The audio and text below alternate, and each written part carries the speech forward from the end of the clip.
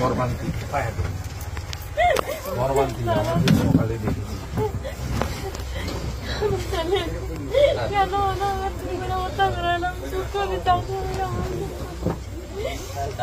বিচার চাই বলে তো আমরা প্রথম দিন থেকে বিষয়টা দেখছি। আমাদের সবাই এখানে নেতৃত্বরা আছেন, অঞ্জনবাবু পবিত্র ভাই সবাই আছে।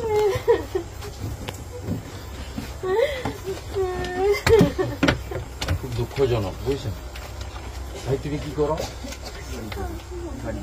থানার তুমি যেদিন ঘটনা ঘটে ওখানে থেকে আর প্লেনে এসেছিল,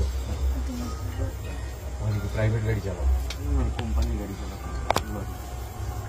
তোমার বিবাহ হয়েছে? দু ভাই আনমেরিড ছিল। বাবা কবে করতে হয়েছে? বাবা মারা গেছে 4 বছর অসুস্থ ছিল।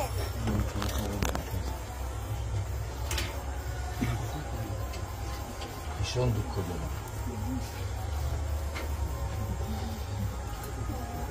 চিনে ফেলেছিল হয়তো যারা করেছে, এই জন্য ভাবা যায় পুলিশগুলো সামনে দাঁড়িয়ে রেখে দিচ্ছে।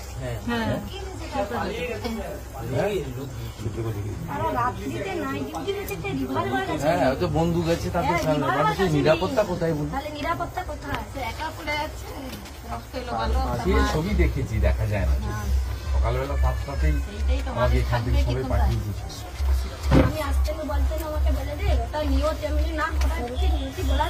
তোমার বন্দুক নিয়ে কি করতেছিলে? আপনাদের দোষের জন্য, ভুলের জন্য হয়ে গেছে। অ্যাক্সিডেন্ট বলে চালানোর চেষ্টা করছিল।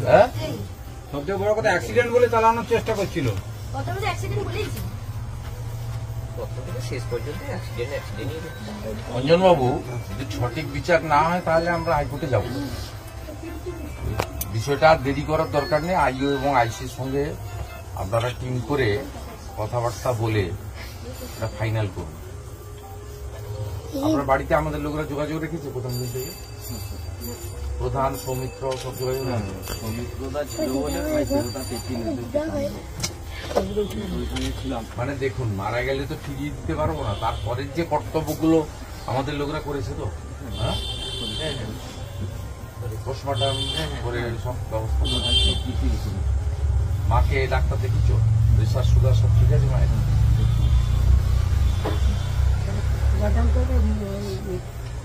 প্রথম কথা হচ্ছে যাতে বিচার পান মা, সেটা আমি দিদি আপনি দেখবো এক নম্বর।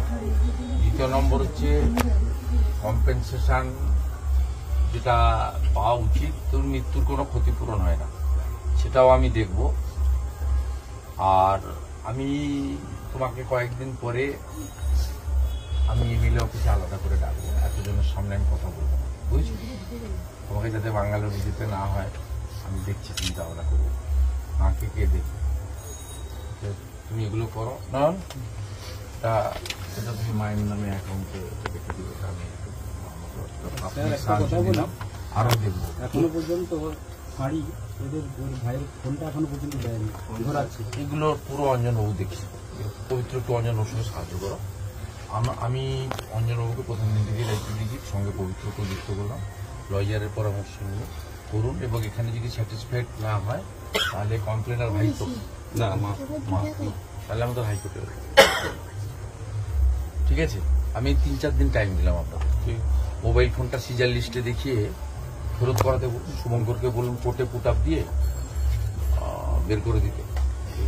কালকে সোমবার কোর্ট খোলা, বুধ বৃহস্পতিবারের মধ্যে এই কাজগুলো শেষ করতে হবে। আমাকে জানাবেন, আর আমি তোমাকে আলাদা করে এমএলএ অফিসে রাখবো, 1-to-1 কথা।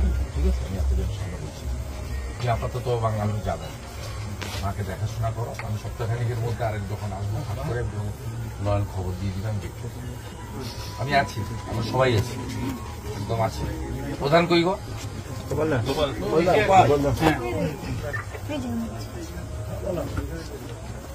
যত সামাজিক সুরক্ষার কাজ আছে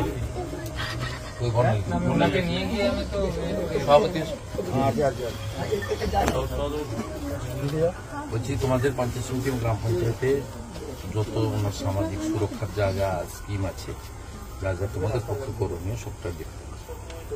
এই গ্রামের পঞ্চায়েতকে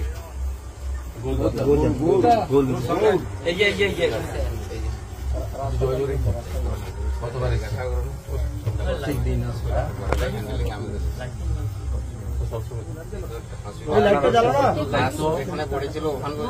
না না, আমি সেগুলো পেয়েছি।